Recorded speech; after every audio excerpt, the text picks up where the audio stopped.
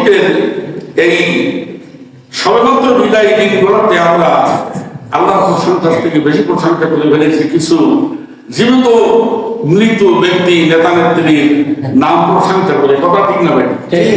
তাদের নাম কতবার উচ্চারণ করেছি, অতবার যদি আল্লাহ বলে ডাকতাম আমরা আল্লাহ বলেই হয়ে যেতে পারতাম।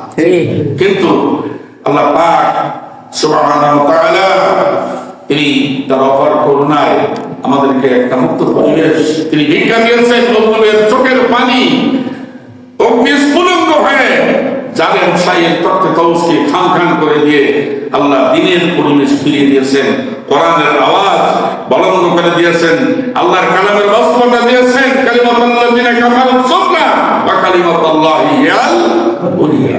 আল্লাহর কথা সত্য নাকি থাকবে? আসলে কি আল্লাহর কথা উৎস আছে? আল্লাহর একটু সময় লেগেছে, একটু সময় লেগেছে।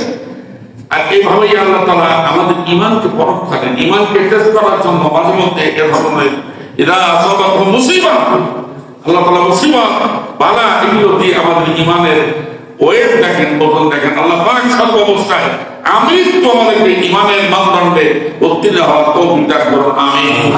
আজকে